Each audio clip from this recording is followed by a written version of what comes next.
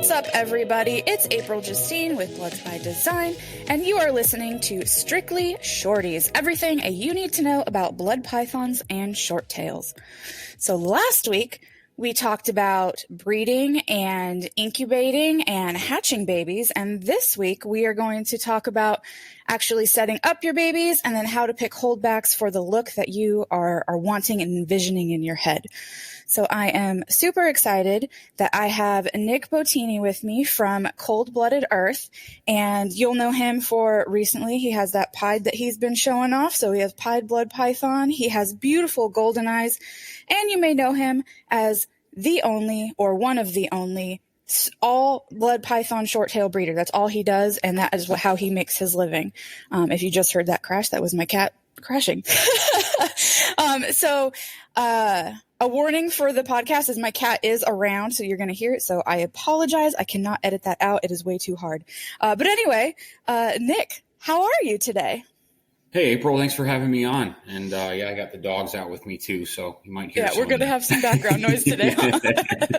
And that is absolutely okay.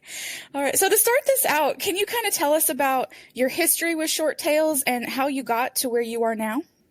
Yeah, absolutely. I probably got my first short tail going on 15 years now. And I had a diverse collection for a long time. 1.1 of I had Timor pythons, olive pythons, Bolins. Had a little bit of success breeding green tree pythons, and had a lot of different stuff. But I just really enjoyed working with the blood and short tail pythons, and I always wanted to make a go of doing this full time. And to me, having a focused collection made a lot more sense to me. I know guys like Ryan Young do a fantastic job of breeding a lot of different species, but for me, I really wanted to focus on what I thought was the perfect, pet snake in blood pythons. A great size. They're absolutely beautiful. They're pretty easy to get going. They checked all the boxes for me. And so I made that transition. And then about 5 years ago, I decided to leave the zoo business and go full time as a blood python breeder. Which I think is absolutely awesome. And I am on the same lines as you with narrowing my collection to basically only short tails. That's all that I really work with. I have some corn snakes here and there, but it's mainly just that. Because I agree, they're absolutely fantastic. Yeah, they're great, and there's so much to do with them, and the potential is so big, and it just gives you a lot more ability to focus, and develop some projects and do some things that otherwise you couldn't, because you'd be utilizing that space for something else. Yeah, absolutely. So everyone go follow him, go follow Cold-Blooded Earth on Instagram, Facebook, because he is posting fabulous pictures. You're having an amazing season so far. And, that Sunder project is making some crazy things for you. And as always, you have crisp, clean babies. So take a follow for Nick, because he really is just, knocking it out of the park. You really are. You're doing an amazing job with all these animals. Well, thank you. Yeah, this season turned out better than I could have imagined. And, it's fun being able to see these projects all the way through and really, just see the work that you've put in pay off. Yeah, absolutely. Absolutely. And how's your season going? Oh, let's see. I had 3 clutches on the ground. One was a Sumatran pairing that back in February, I got stuck in a cold freeze and lost power for a couple days. And I don't know if that affected her eggs or not, but they were very weak when they came out. But they're about a month in, and 2/3 of them are doing pretty good. And then I've had my Borneo babies hatch. I had my CBE stripe babies hatch. So that's exciting. Some of those stripes, dude, they're crazy. Some of those stripes I got are nuts. Really beautiful. That project works so well with T negative. Yes. And I did a het to a het. So I only got 3 T negatives. One of them is like partially striped. And then another one has even less striping, but the color, there's so much white in it. It's just really, really neat. So I'm excited for whoever gets those babies when they grow up. I think they're going to be absolutely fabulous. So I'm excited for that. And then one of the normals is so dark, like out of the egg, like like almost like a chocolate brown. And I know it's not brown, but man, it was dark. So I'm just excited to see what that one's going to look like, because I honestly have no idea. Yeah, it'll be fun to raise that clutch for sure. Yeah, absolutely. But that's about as far as we're going here with, my season. I'm trying for the T negative pixels, but my Batik, she, I don't know. She kind of looks like she may have eggs, and it's really late in the season here at my house for anyone laying. So I don't have high hopes for it, but they may surprise me. I don't know. She's still eating though. So yeah, she has like kind of, her body looks kind of like she may have it, but she's still eating and doing all the things that, a non-gravid snake would do. So I'm not really sure exactly what's going on with that. Right. I'll keep my fingers crossed for you. Thank you. If not, there's always next year. So that's it. I'm in no rush, so it doesn't really matter to me. Right. Well, yeah, there's not a whole lot of that T negative pixel stuff around, so it's not like you're, Yeah, I was having a conversation with someone that, with Micah actually, and like, are T negative Batiks, like, is that just something that is just going to be hard to have? Because honestly, I think I saw one from Mark. I have pictures with it, so I know he had one. I know there has to be more floating around, but you hardly see them. So, and I know people are trying for it. It's just, I don't know, I'm kind of perplexed. Maybe there's something to it. I don't know. Yeah, maybe, and there's just not a lot of this stuff floating around, like in our core group of people, they've got them and stuff, but in general, there's just not a lot of these animals floating around. So, I don't think we see the numbers that you would see in some other species. Which honestly, I'm not mad about. I'm not mad about that. Oh man. All right. So we talked about, what's going on over here with babies. So let's talk about how we set up babies when they come out of the egg, because I'm curious that, there's many ways to skin a cat. Yes. So what ways have you set them up previously, and, what have you decided is your best way and your best method for setting babies up?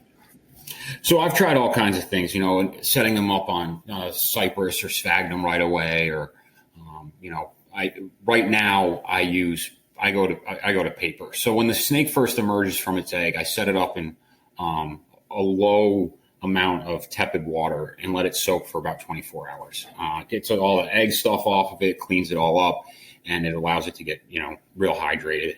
And then I switch it over to the ARS baby tub with the 8-ounce water bowl and paper, and then a paper hide. So everything I can just clean out. Baby blood pythons are some of the messiest snakes there is. Yes, they're disgusting. Yeah, they are. That's one of the aspects of them that's not low maintenance is when they're babies, until they're about a year old, I'd say. Yeah, but I just try and keep it real simple. And if I have any problematic feeders, I'll switch them over to damp sphagnum where they can bury and hide. And that oftentimes gets their appetite going. But I have pretty good success just keeping them that way. One of the things I will say is that I keep my snakes in a separate building. So I'm able to control the humidity and the temperature a lot better than you would, say, in a spare bedroom. So that may have something to do with my ability to keep babies on paper without them drying out. So what humidity is your building at? Mostly, it's, between 60 and 70%, in the wintertime it drops, but I run humidifiers and can spray the floor down with water and get the humidity going. So, it's between 60 and 70%. How nice would it be just to spray the floor? That is luxury. That's goals right there, Nick. And just, let it evaporate, and it brings the humidity up in that space. So, but again, our winters in South Carolina aren't too terrible, Yeah, so same here. It works out really well for that. So, but again, everybody's setup's going to be different, and this is just what works for us in our space. So it may take a little, fine tuning to get it exactly right. What would you recommend for someone who has their babies in a room? It depending on the room, you could go with damp sphagnum. That's a really great medium. It keeps the humidity up in that tub. They can bury in it, feel very secure. And, again, if you're using opaque tubs, you're just going to want to make that baby snake feel as secure as possible. They're a nervous snake when they're small. They absolutely are. And they're very in tune to their surroundings. So you want to make sure that they feel very secure. And I also offer a hot spot to my babies, right? 85, 86 degrees, right away. So, and they do utilize that. All right. See, yeah, I use, Kara told me about, well, I mean, I knew they were there, but at Home Depot for plants, they have the little plastic saucer dishes to catch, the water and stuff. Mm-hmm. So I just turned that into a baby hide and cut a little opening out of it. And that way, they're a little bit more secure because, like you said, if they don't feel secure, they're likely not going to eat for you. Right. So that's what I tried. I did that last year and I'm doing that again this year. And I haven't started feeding trials yet, so we'll see how that goes. Yeah, that's a perfect solution for it. It's cheap. They're easy to clean. That's the big thing with them. That's why I just use a paper hide. I fold it up a few times so it has some weight to it and put it over the warm end of the cage. And anything that you can just easily clean because they are messy is the big thing. Yes. And definitely you want to check them daily because they can make a mess. And then with the humidity where it's at, that mess, especially in the summer when people are hatching babies, I know summers here, things will mold very quickly. So you want to clean it up, just as quick. Yeah, exactly. And one of the interesting things with blood pythons is they don't shed for about the first 3 months of their life. So I know it's so frustrating. I just want to see. It's really bizarre, They're quirky little snakes, and so that's something for people that they have to get used to as well. You can't wait until that first shed to start feeding because they'll that would not be good. Right, exactly. And speaking of feeding, how long do you wait? Because I have heard so many different number of weeks because most snakes, they shed and then you feed them. Right. Well, these guys don't shed for 3 months. So When do you start feeding? Right about the 2-week mark. Okay. I've had some snakes eat as early as 3 days out of the egg. But that 2-week mark seems to be pretty good. It gives them time to, settle in, absorb the rest of the egg yolk in their bellies, and then, get an appetite going. So I usually try right around the 2-week mark. And then for you, do you do frozen? Do you start with rats? Do you start with mice? I start with live rat pups. Fortunately, my rat supplier, Carolina Rodents, is right here near me, and he delivers me all my feeders. So I'm able to get a good steady supply of various sizes, rat pups, essentially, so I can pick and choose from there. So it works out really well for me. I've tried, I've done frozen in the past and tried to start them like that, at nighttime with the headlamp on and everything. Having access to the live whenever I need it has been really, really great. I can't thank Andrew enough for being able to do that for me. Awesome. Yeah, I agree. I also have someone very close. I have Rodent Shack, Carl. He gives my feeders and, most of the Memphis area, snake owners here, he does the feeders for. I'll say most, not all, but, same thing. I can get, anything live if I need it. So that's absolutely wonderful to be able to have that. Do you find it challenging to switch them from live to frozen thaw? Cause most pet owners want a frozen thawed eater. Right. No, it's really simple. I'll usually do 2 meals live and then the third one I'll switch over and they take it right away. It's once they get going, they have quite the appetite. So it's an easy transition. And I always make sure that anything that I'm selling is established on frozen before, I offer them for sale. So it's just, with the number of snakes that I'm hatching right now, being able to just do live is a big time saver as well. Yeah, I agree to that. Especially if you have ones that are more picky. And if I start trying with frozen thaw, I do not feed my corn snakes because I'm pretty sure that they're going to be getting a bunch of leftovers. Oh yeah, there's no doubt. You need something in there that's going to be able to clean up for you, Yeah. And then if they don't eat a rat pup, a live rat pup for the first 2, I'll switch over to mice, and that usually gets them going. Mice have a completely different smell to them, and they're a bit more active. So a lot of times that helps as well.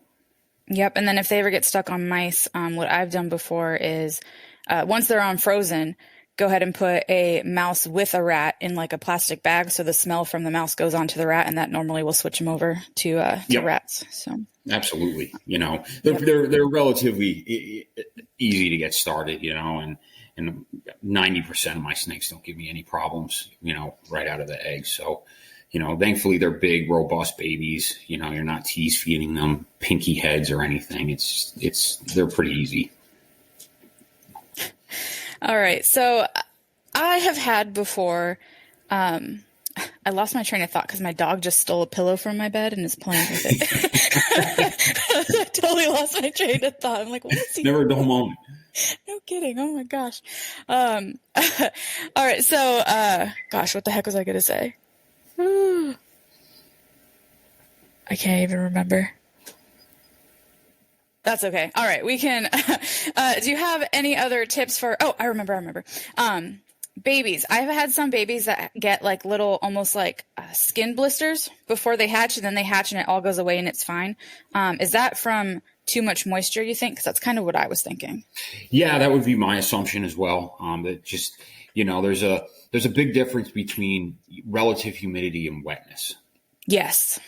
So you can have a very wet cage and it be, the air actually be dry. So, you just have to pay attention to them when they're tiny. And like you said earlier, you got to check them every day because they'll spill that water, they'll trash their cage, and you don't want them sitting in that stuff. So that's probably all that is.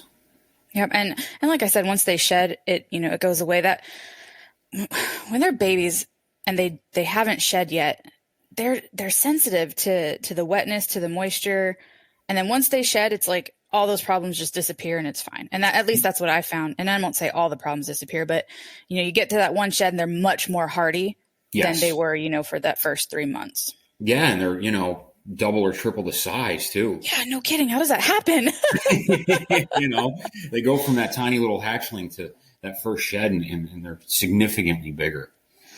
Every year when they first come out the eggs, I'm like, oh man, you really are that small when you start off, aren't you? Yeah, it doesn't last very long. No, it really doesn't. Oh, it's so funny. What about having, babies out of the egg that are super aggressive or super scared? I would say more scared than aggressive because, right. we're big. They're little.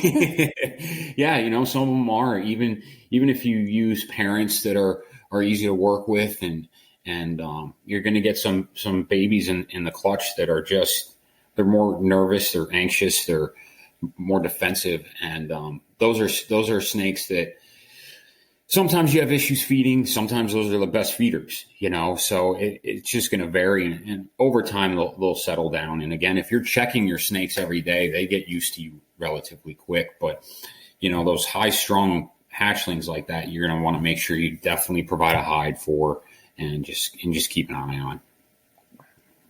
Yep, that is a good tip right there. What if they never calm down? Well, I think at the end of the day, these are snakes, and how much work do you want to put in with it? I think a lot of that lands on the keeper, because even some of the most aggressive babies can become workable. They may not be the snake that you sit and watch TV with, but they can become workable. And, snakes in general, especially blood pythons, snakes that hide in the wild a lot, they want to be hidden. That's the whole thing, right? So they don't want to be exposed, and you just have to approach them that way, and keep your expectations, in check, I would say, because like I said, they're snakes. That's it at the end of the day. Yeah, absolutely. And when the episode with Kara, a few episodes back, we talked about the snake being able to sense your mood. And, if you're frustrated with them, they are not as chill and not as nice. If you're rushing them, they feel it and they react accordingly. Right. You're putting off, whatever they're picking up, so again, a snake in the wild, especially a young one, is prey for just about everything, and so you just have to be patient and work with your animal, and I would say 99% of them become workable. It's really, we're very much past the days of those wild caught, really angry, unworkable snakes. Even our worst ones, you can put the time in with them and get them to a place where you can handle them. Yes, I can attest to that. I need to put a video together. I have a video of the worst snake I have. Our dear friend Ryan gave me the worst snake I have ever had. And he said, I don't know what happened to her. I don't know who did what to her. He's like, I didn't do anything, so I don't know why she's this way. But you could not touch her. You could not touch her with your hand. She would come at you open mouth, and anything she hit, she would clamp down on. She would roll. She would do all these things just not to be messed with. And I do have some pictures or some videos of that. And now, as long as I'm slow and as long as I'm patient with it, I put my hand on her and she reacts, and not in a good way, but she doesn't come at me, but I just leave my hand there. And then slowly I can go ahead and pick her up and move her. And then I have to do the same thing to move her back. So I don't have high expectations that she's going to be cuddly, but she's, like we said, workable. I can grab her now and move her out, clean her, do what I need to do, and put her back. So. Yeah, exactly. And you got to a place where you know what you need to do to be able to make that a good interaction for that animal, where it's like, okay, if I'm just, if I just sit here and I'm good, she'll put me back, and that kind of reinforcement is really good, and, one of the other things that when you ship a snake, it could be the tamest snake for you, and you ship it to somebody else, and that entire snake's world is flipped upside down. Everything smells different. The water tastes different. All the sights are different. Even if you have your temperature right and your cage right and your humidity right, that entire snake's world is flipped upside down. So you have to be patient with it, and understand what it went through to get to you. We practice, very safe shipping methods and the whole bit, but it's a lot for that animal to go through. And I know some people can get frustrated with it. Oh, you said it was tame. Just give it some time. You gotta let that snake settle in. It's traumatic for that animal to be moved like that. Even if shipping goes perfectly and you have your cages perfect and everything seems right, it's just give that animal some time to settle in and get used to its surroundings before you get in there and start wanting to handle it and everything. Just let it, get used to that new environment, because everything's different. So if you, ship a snake to someone and they say, hey, this snake is not what you said it was, what the heck's going on? You say, give it time. How much time are you, when you say that, what are you thinking for how much time is acceptable or realistic? And obviously every animal's different, but how much time are you kind of thinking? I would say a couple of weeks, and then get it feeding, and then see where you're at with your animal, and again, you have to just keep your expectations, realistic about everything. And a lot of times those animals do come around and become, what they were for the breeder, So yeah, it can take a couple of weeks, and the important thing is to get it in, leave it be, and let it get started feeding. So when you purchase a new snake, be it you or one of your customers, how would you advise them to set up their animal? So this animal maybe is about 6 months old at this point. Okay.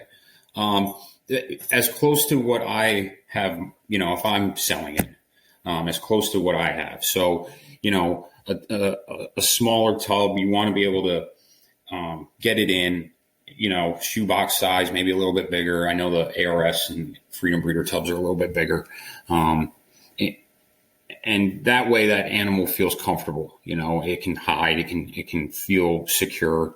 And, as that animal adjusts, you can feel free to move it up, and because you can always move it back down, in tub size. So, paper, water bowl, hide, and just keep it simple so you can keep it clean. You can keep tabs on it, as that animal goes through quarantine. And how long do you suggest quarantine to be? I do 90 days. And you have one building. So do you have a separate room in your building, or do you have like a room in your house where you keep them? I have a spare bedroom in the house where I'll set up animals if I get anything in. Yeah, and I know not everyone has that ability, Right. but that would be key. It's one of those things that if you don't have that option, that new animal, that's the last cage you clean, don't use the same feeding tongs with that animal. Anything you can do to mitigate cross-contamination. If I have animals in quarantine, I do them at the very end of the day. I don't wear the same clothes or same shoes in both the same spaces. So, it's just, you just want to try to mitigate as much as you possibly can. Yeah. And it's not to say that don't trust the person you're buying the animal from. Nick, if I were to buy from you, I would still do quarantine, because some of these diseases and these animals and illnesses and viruses, they can hide, and we might not even know that it's in the animal. Right. Yeah. I don't think, it's not a personal thing by any stretch of the imagination. It's just, it's good husbandry practice, and the same thing goes with sexing the animal. You need to double check that. Bloods can be notorious. Missexing happens, I wouldn't say often, but it's not out of the realm of possibility. And, as a keeper, as a good keeper, like Kara says, a conscious keeper, you want to be able to also verify that kind of thing. Yes. And I am very bad at popping. So I need to, to be in a room of a crap ton of babies and just go over and over and over. Cause I have a hard time fully getting a male to avert or is that the right word? Yes. Yeah. Invert. Oh, whatever. To fully get his hemipenes out. Because like you were saying, females and males, their genitalia kind of can look a little bit the same because the females also have scent glands that kind of look like hemipenes. Right. So that's difficult. That's where my difficulty is something will come out and I'm like, well, is it dark purple? I can't tell. Yeah. So that's my issue. You need a frame of reference point and that kind of thing. But, mistakes like that do happen. And it's just something, you have to understand that's, until we can get, DNA sexing or something like that, with a shed skin or whatever. That's just kind of where we're at with these, where it does happen, and there's nothing you can really do except, try and verify. And if you have an issue, just, talk it out. Yep. And then, I've had where, I had a pair of Miss Sex snakes, and I've told this story before, and I thought I was feeding the quote unquote female, and I was feeding the quote unquote male like a male. So what I thought was a male was smaller. And then that male ended up being on eggs one day after pairing them for a while. So I was like, oh no. I mean, at least I got the ratio right. I had a male. Yeah, exactly. That's good. Solve your mystery. Yeah. So that's good. I have one in question now where I paired it with my male, Borneo. It was a Borneo pair, and, they acted like two males. Mm-hmm. So I'm going to try again, but I don't know. And, with older adults, they have more muscle control, and it's even harder for me to get the hemipenes out. So I'm going to have someone with muscles or something come over and help me with that to figure it out if we're going to pop it. But, something that I've kind of learned is just be flexible with your plans and with your breeding plans. Yep. Because if you do end up getting an adult that is missexed, don't be crazy angry. And, you can be disappointed and frustrated and whatnot, but it's a common mistake. You have some of the best breeders that have made this mistake, and you have people just beginning that have made this mistake. So it's not like, it's only going to be people that are just starting or, whatever. You can get it from anyone can make a mistake. We're all human here. Yeah, exactly. And if you are flexible with it, if you buy an animal because it looks good and you can work it either way, or, you just prioritize the look over, the sex, it doesn't have to be like, oh, I don't care, but it's just like, having that flexibility and being able to utilize that animal in a different way, that's fine too, because you've got the animal with the genes you wanted and the right look and the right temperament and all these things, all the pieces came together except that. And if you, structure your collection where you can, again, be flexible with it, I think that's really helpful, and you bring up a really good point about sexing adults. That can be really hard. When they're babies, I sex them. When I take them out of that tepid water bath, that's when I sex them because they have very limited muscle control. Yep. You don't want to wait. You want to be able to do it then, and then, leave them alone and set them up and everything. But that's really the best time to do it. And it's almost real great when you have a really pissy one because they do it for you. Yeah, you don't do anything. Yeah, you don't do anything at all.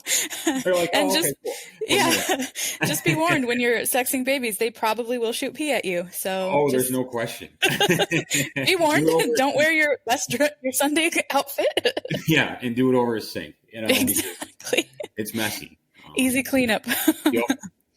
But popping them when they're young like that definitely works well. Yeah. And even I did that with the babies that came out and I'm still questioning some. So. Oh yeah. I do too. And you go back, take a deep breath and get fresh eyes on it. And that's very helpful. Right. Exactly. All right. My computer logged me out. So if I fully log out, I am sorry. Okay. It's telling me to use my PIN and I don't know my PIN. Oh, I do know my PIN. Look at that. I'm back logged in. Oh, nice. I was like, man, if my whole computer shuts off in the middle of this, I'm be kind of upset. All right. So we're about at the halfway mark. So let's kind of transition the conversation to picking out animals for, you mentioned the look, if you pick out an animal for the look that you want, these animals change so drastically from when they're a baby to when they're 3 or 4 years old. So how do you know that this animal that kind of brownish, kind of reddish, like how do you know that blood's going to be red? What kind of things are you looking for a very red blood python? You're going to want to start with the parents. Lineage is important. Kara's so good about that aspect of her breeding program, and she's getting very consistent results within her clutches, which, can be challenging with blood pythons because you'll get a wide spectrum, but she's really starting to narrow that down where she's getting really good consistency. But you can go back and generations for some of her stuff, and when, you're looking for a red snake, that's important. Parents are definitely the best way to go. And that works with anything, if you want a red golden eye or a really crisp ivory, that all translates through lineage, so that's one important aspect. And then again, people are always like, well, which one would you pick? And I'm like, well, I don't have to clean and feed it, so which one do you like? Because at the end of the day, that's what matters the most, really, look at them and go with your gut and because I might even like something different. You could look at that clutch and like something different. I would hold back something different. And, the next person would pick something different. And that's what's so great about blood pythons. You get all these looks and there's something for everybody. And even if you look just in the Blood Python Facebook group and you see the people who are breeding, like I can tell if it's one of your golden eyes, period, point blank. And I can tell if it is a CBE stripe. No problem. I can tell if it's one of Kara's animals. Like you can tell different people because different people have a different eye for certain things and they go for certain things and like certain things. So with me, I'm stripy and I have on my normals, they have like the wash of kind of like a smoky look is what I like to call it. So that's kind of what I have. And almost everything in my collection has some sort of stripe going on. And honestly, I didn't realize it until I was thinking about my breeding pairs for next year. I'm like, oh man, I am stripe heavy. All right, let's go. Yeah. Over time, you'll be able to pick those out too, and it'll be what catches your eye. And that's what makes it so great. It's like there's no one size fits all. Yep. Absolutely. Absolutely. Let's see. What about Sumatrans? If you're wanting a super dark one, what kind of things are you looking for in a clutch? Limited, side pattern. You want it with Sumatrans. Again, parents, that helps a lot. But you just want limited pattern on them is pretty much a good indicator of how dark they're going to get, because over time that they lose that pattern. So, anything that's like yellowish on the sides, you want to look for an animal that doesn't have any of that, and there'll be varying degrees within your clutches of how dark they actually get. And some, come out quite dark, really nice dark head. But again, some people like the contrast in the sides, even on a dark background. So it just varies. It really is just the eye of the beholder. It truly, truly is. Are there any things that, besides like picking out, what attracts you? Obviously people are going to do that. But if let's say T negatives, right? If I wanted a super saturated T negative, what would you say? Like, how can I pick that out of a clutch? Yeah, so you're going to be able to answer that better than me. I find it hard. I honestly do. Because I bred Jack, who's like my most saturated. He's like 10, I think at this point, maybe 10 to 12. It took him a good 4 years to get to this really deep, dark, rich color. Right. And I had a clutch with him. And hold on one second. I had to yell at my dog to stop growling. I bred him to actually the het T negative female that I got from you, who is beautiful red, like a brick red color. She's very beautiful. And the babies now are about 3 years old, and they look kind of like a sherbet sunset kind of look to them. And they're not matrix, because I know matrix will kind of make them look sherbety. Right. So I'm just like, are you a late bloomer too, or does Jack not throw what he is? Yeah, which is totally possible too. Right, absolutely possible. The CBE stripe stuff takes a little bit to color up to, and then as that animal gets older, they just get better and better. But right around the 4-year mark is like they really hit their stride. So it could just be an age thing. There's so many factors, and it's. Again, I think that's where Kara, really shines with this, is the lineage, and she's able to really trace that stuff. But with morph things, it can be different, and who knows, that those snakes in a shed could completely change. Yeah. And I will say that I have a lot of holdbacks, just T negatives, not mixed with anything. I have a lot of T negatives because I'm trying to see within my collection what animals are throwing, like what type of color saturation later down the line. Yep. And seeing if I can duplicate that and whatnot with them. Yeah, absolutely. And I think that's a great strategy, and what I would look for would be, crisp pattern, high white, those things, anything that's going to set the contrast off is what I would look for in a holdback T negative. Because that's where T negative really shines, is with the contrast. Yeah, and we can get some crazy high white animals. Yeah, which is just a really cool look. Yeah, it really is. And I do love, the deep, solid, like you said, crisp pattern. If you have that really crisp pattern, you have a solid, deep red, but having that white that comes into it is just a really, like Elijah's comes to mind. He has a high white. I don't know if it's a male or female. I think it's a female because I think he bred it this year. I love that snake. Yeah. See, like, exactly what I'm talking about. It's such a cool animal. It is. And hopefully, he can get more babies that kind of have that high white to it. So that'd be absolutely cool. And, part of, I don't work a ton with T negative, so I've been very strategic about what I wanted to do with it. And the first thing I did was put it into my CBE stripe line because of the amount of blacks and darker colors that the CBE stripes get. So far, I'm pretty happy with the results that I've gotten from that and the consistency that's thrown. Yeah, they have a lot of white, especially around their striping. Right. It's almost like outlined in white, which is really, really cool. But if you look at the normals, it's almost like there's black that's surrounding that area. So it makes sense that would happen. And that's what I liked about it, is to throw that contrast. So that's where I really focused on my T negative stuff. So what about with your golden eyes? Because your golden eyes, the babies for sure, and the adult, especially the T positives that you have, their pattern is so clean. How are you determining that from when they're babies to get that really clean pattern to then duplicate that later. With T positive, it's a little bit easier. You know, they don't, you can see the pattern a bit better, you know, than in your T negative goldeneye, just because of the albino that's in there. So like I was saying earlier, you know, I've just kept the stuff back that caught my eye, you know, the stuff that's, just different looking, you know, and that's how I ended up with the Sunder project, because I just kept a bunch of these snakes that looked different and then bred them together and they popped out, you know, and so it's just whatever caught my eye in those animals, you know.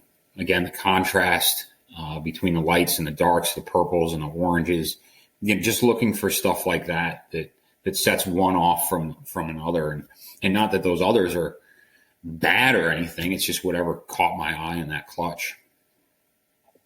Well, you have a great eye, my friend. Thanks. I've let some stuff go that I sure do regret. I'll tell you that. Oh, I'm sure every single one of us has. You know, you see it in an updated picture. You're you like, get tagged in, oh, geez. But you know, but then you, at the same time, you're so happy for the person that has that animal, because you know that they're excited to have that animal in their collection too. So, yeah, and that's what makes it so much fun, is being able to share that, you know, with other people that really appreciate these animals. Yeah. So here's a question about not just the Sunder project, but even like your stripe line and the different things that you have. Like how did Sunder come to be? Because you said you had an animal that looked different. Mm-hmm. Is this like a little dinker project that just came to be? Like, you know, like, how did this happen? Yeah, pretty much. You know, I think that the Sunder stuff may have come in with some of the original GoldenEye stuff, you know, way back in the day, or it was mixed in, you know, with albino or something. It came in, you know, I didn't import these animals. So, yeah, it just ended up being that I was keeping these snakes that had these GoldenEyes that had a lot of pattern. Because that's what I like to do with GoldenEyes, you know. The more pattern they can have in them, the better the color and contrast is, you know, in my eye. So I just kept this stuff back and kept holding it back. And then I bred two of them together, and you can read about it on my blog. And then these snakes popped out, and they were like really different, you know. So it was, okay, well, something's going on here. Unfortunately, in the first Sunder clutch, I was able to hatch a normal without GoldenEye, and the pattern was crazy. So it was like, okay, this is definitely something. And I went through and looked at all my stuff, and then I repeated that pairing this year and got the same results. Normal, that was, you know, its pattern was pretty crazy. So it's definitely there. You can separate it from GoldenEye, and it really changes the look of what a GoldenEye is, because it just breaks apart that back pattern and lets all the color flood in. So it's really cool. Yeah, it's really neat, you know, and it gets big spots all along the sides that are black, and they're really neat, you know. And again, it was just because I was keeping stuff that looked different to me. And I think with blood pythons, there's probably a lot of that floating around. And as more and more people work with these animals and refine their projects and stuff, I think we'll see more things like that popping up. Yeah, absolutely. Just a question as we kind of come to the end of this. What is your favorite project that you have worked with in the past, and what are you looking forward to most with your collection for the future? GoldenEye, for sure, is probably my favorite mutation of any snake. And there's some beautiful mutations out there. But to me, GoldenEye is just, they're just beautiful. You know, they're special. And for the future, I mean, pie. Yes. Yeah. You know, I think combining those two things is going to be really fun. And it gives us a whole other avenue to explore and go down. And I'm excited for the future of these snakes, you know, in our industry in general. You know, I think that people are starting to see them as more something they want to work with, instead of something that they avoided because they were mean, or they felt like they had to be kept hot and wet and they had all these problems. But, you know, as more and more people get their hands on them, I think they're starting to really appreciate them for what they are. Yeah. And like you alluded to earlier, we have a lot of these Burm and retic people, and they want this big snake. But that's so hard to keep. That is so hard to keep with the cost of food, Yep. the just amount of space that they're going to take up. That's a lot. That is a lot to have like a big, impressive, animal. And then you have the blood python, which I think is like a Burm in a short body, honestly. Yeah. Because they have that thick body to them. They have some weight to them. They're impressive, but they're not, you can handle them as one person. Yes, and they're be not safe as one person. right. Yeah, exactly. They're much more manageable, and they just, the day that blood python is born is the worst that it's going to look. And it just gets better and better and better. And, and that's one of the greatest things working with them, and there's so much variability in them, and there's so many directions you can go, and you can really you can have a lot of fun with these snakes, you really can. And I think people are starting to see that, and it's really good. Yeah, I'm excited I think it's going to open a lot of doors for blood pythons, but it also makes me nervous because it's going to open a lot of doors for different people to come in. So I'm like, even in, I've only been working with blood pythons for 8 years now. And even in that time span, it is just exploded, doubled, if not quadrupled, with the people in the Facebook group, the people that know about these animals. But, like we talked about previously, not on this podcast, but, you're at a show and you have these animals and people say, oh, what a cool boa. Right. and walk off. It's like, we're not yet there where people know, exactly what this animal is. And just all there's just, I can't even put it into words. I just get so excited with how much potential there is, how much these animals, they're just all so beautiful. And they really are. Just to get the word out more that, hey, these animals are here and they're absolutely gorgeous. And, they're the new ball python. I won't say that. I mean, the oranges, the yellows. I mean, there's so many cool projects that people haven't even thought of yet. And it's really great. I feel the same as you. It's just like, I can't even put into words how cool it's been and where we're going to go, and the people really putting in the work. And that's really cool to see too, and there's a lot of good people in our community and they're doing a lot of really cool stuff. Yep. I absolutely agree. Well, we are about at that time now, Nick. So I appreciate you coming on this podcast and dropping some knowledge bombs on us. So thank you very much. Do you have any, if people want to get a hold of you, where can they go to do that? I have Facebook and Instagram at Cold Blooded Earth, and I have a website, coldbloodedearth.com. You can feel free to shoot me an email if you have any questions or anything. I have a blog on there, and which I call a weekly journal, but I don't do it weekly. I thought I would if I just called it that, but I don't. So one day you'll get there. Exactly. When I have enough stuff to say. But yeah, you can just find me there, and feel free to reach out anytime. Awesome. Well, great. Well, thank you so much. And, once that Pied project gets going and we have some more information with Sunder, we'll have you on again and we can talk about that. Great. Thanks so much, April. Awesome. Thank you, Nick. Have a good day. You too. Bye. Thanks everyone for listening. Please feel free to give me a follow on Facebook and Instagram at Bloods by Design. Tag me in your blood python photos at Bloods by Design, #Strictly Shorties, so I can share all the awesome animals you listeners have. And if you have any questions, people you want to hear from, or topics to discuss, you can email those to bloodsbydesign@gmail.com. And of course, this podcast is supported by the NPR Network. If you want to get a hold of any of the guys at the NPR Network, you can email them at info@moreliapythonradio.com. You can follow them on all the socials and, of course, subscribe to the NPR Network YouTube channel. They have a Patreon where you can support all the NPR podcasts, just like this one, as well as merch. And all of that can be found on their website, moreliapythonradio.com. Thank you, everyone, for listening. We'll catch you next month for more Strictly Shorties.